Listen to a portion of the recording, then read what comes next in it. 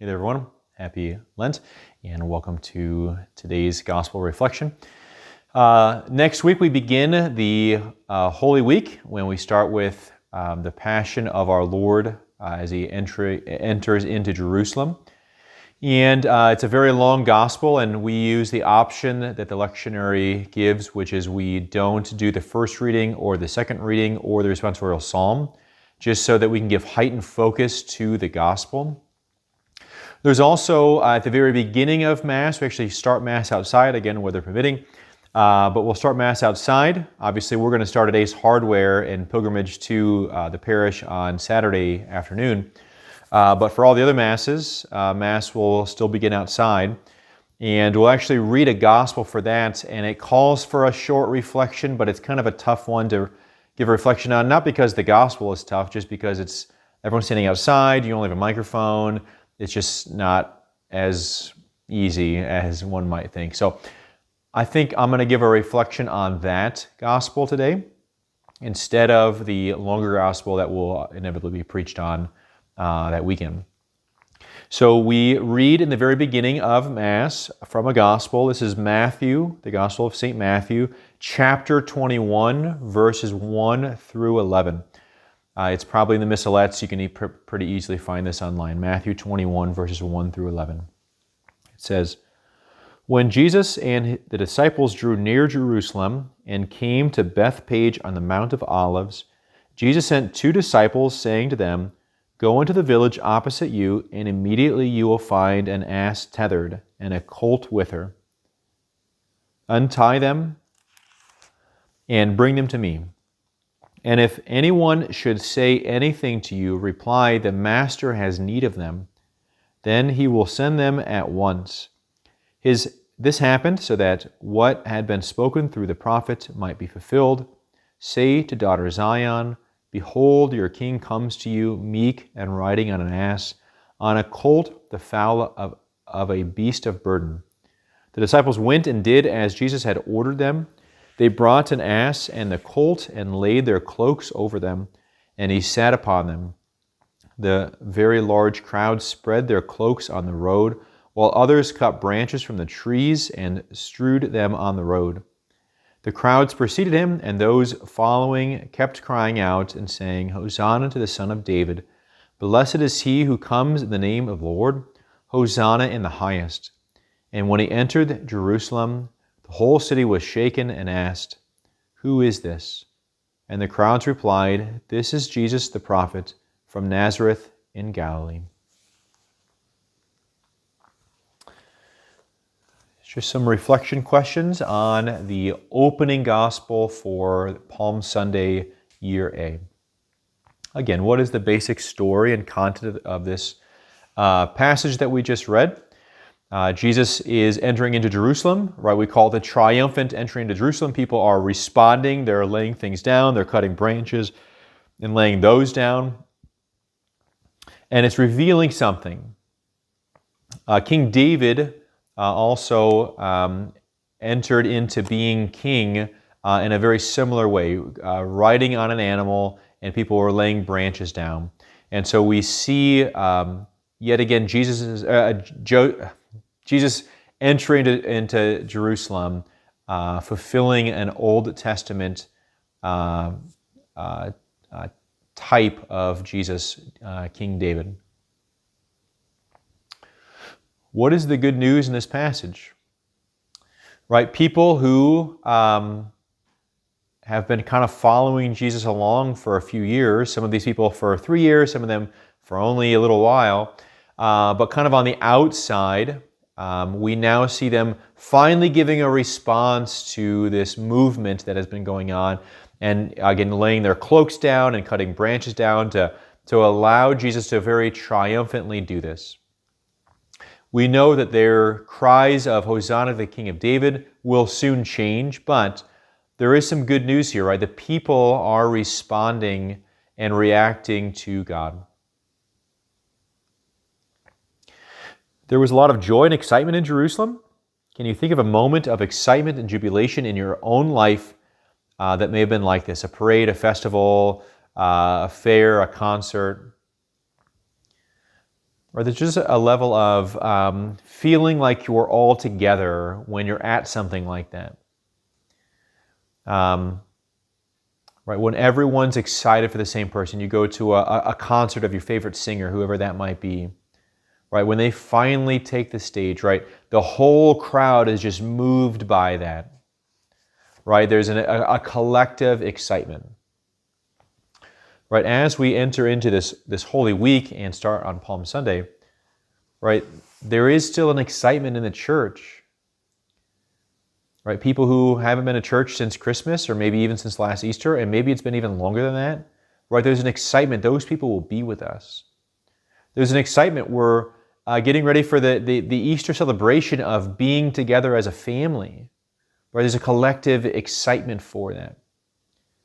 I think at our parish there's a collective excitement for the people who will receive sacraments. We've been blessed the last several years that having people come into the church every year, and if not several. Right? There's a collective excitement in the parish of people who, right, will experience new life through the sacraments. Right? Ponder for a moment a time where we've experienced that.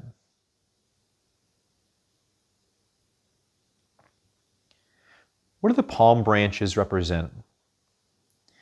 Right? So if you remember in old time, men were expected to take their coat off and lay it down if there was a woman, a lady walking, and there was some sort of like dirt on the ground or filth or garbage or a puddle or anything like that, so that the girl wouldn't have to, degrade herself of what she was going to walk through. Or there's a cultural expectation of that. Who knows how well that was actually lived out? I don't think it's as happens anymore, but right, what do the palm branches represent, right? People doing extra to show, right, the dignity and worth of that person. Jesus is riding in on not really a triumphant animal, right? A donkey is not a triumphant animal. They can do a lot, right? They actually can go a distance, but they're going to go at their own pace. They're laying branches down to show the triumphant entrance of a king who's riding on an animal very humbly. So what do the palm branches represent? That even in Jesus' humility, right, it's still profound what he's doing. What do Catholics traditionally do with the palm branches they receive at this Mass? So, traditionally, my guess is most of you have a sacred spot at home that you hang it. At my parents' and my dad's house, we always hang it on. There was this picture there in our house that was a religious image, and so we would put them on top, and that was kind of it. Other people will braid them into crosses or whatnot. Other people will do other things. Sometimes people probably don't know what to do and probably don't do the best of things with them. Traditionally, actually, we would leave those in our houses to remind ourselves that Jesus has triumphantly entered into our house. And then, as we get close to Ash Wednesday, we would bring those palms to the church and they would burn them. And that's actually what they end up using then for Ash Wednesday, to put ashes on their head, right? So the way that we celebrated a year before is now how we start a season of mourning. Know that. Know the branches that you will keep in your house. Hopefully for this whole next year, we collect them and burn them at the Easter fire, but that's not traditionally what they would do with them. Right, it's a moment of celebration, but at some point again, we'll have to choose mourning again. It'd be great if we could just constantly, perpetually live in celebration, but we know that we can't, and it would get boring. So we choose times to mourn and prepare so that the moments of celebration really can stand out. What commitments did you make on Ash Wednesday, and how have they helped you to become a saint?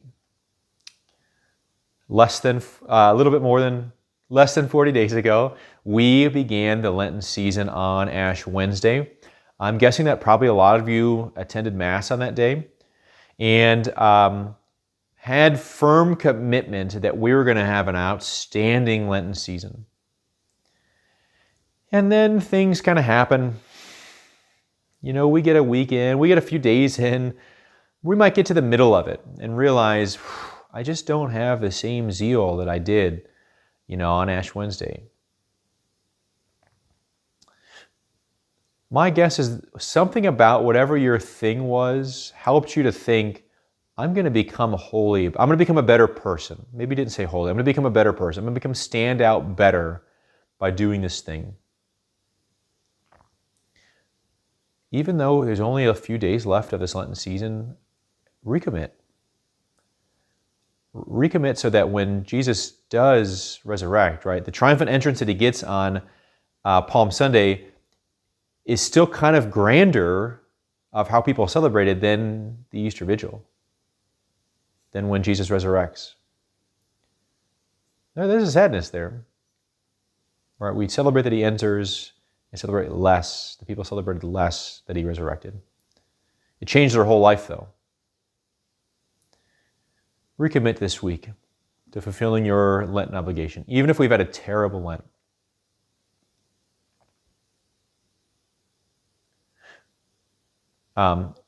What is the liturgical color for Palm Sunday and why?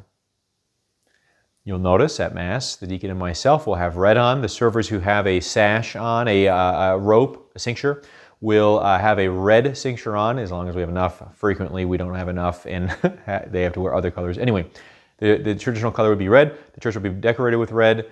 There'll be a red altar cloth on. There'll be red on the chalice and everything. Why red? It's Jesus triumphantly entering into Palm Sunday, right into Holy Week, to prepare to resurrect the whole world. Right? We're triumphantly celebrating what was foretold in the Old Testament, that the Messiah would come and suffer and die. We're triumphantly celebrating that God so loved the world that he would send his only begotten Son, and that Son would die on a cross so that you and I could have eternal life. God came to shed his blood. It's part of his vocation, why he did what he did. We wear red to remind ourselves of the blood that's going to be shed because of this celebration. The crowds are excited to greet Jesus, and in just a few days they will shout out, "Crucify him." Does this happen in our world and in our lives? We love Jesus one moment, and we turn our back on him the next. My guess is all of us can probably think of a few times where, again, we make firm commitments of how we're going to live our life, and then things happen and we turn our back on the Lord, whether that be in a public way or in a very private way. I think one of the cool things of things like Ash Wednesday and Holy Week is that we can very boldly live our faith. Right? When we, say to everyone, I'm busy on Thursday night because I'm going to be doing some type of adoration at 10 p.m. Right? I'm busy on Good Friday because I'm going to the Solemn Stations of the Cross, and then I'm going to come back for the 3 p.m. Good Friday service. Right? There's a statement that's made there. No, I'm sorry, I can't hang out on Saturday night. I'm going to go be with people and celebrate people who are receiving grace, sometimes for the very first time at the Easter Vigil. This is a bold statement. Continue to turn to Jesus. Right? Don't turn your back on him, especially this week. You'll have a profound Lenten season, I absolutely promise you. Happy Holy Week soon, and God bless you.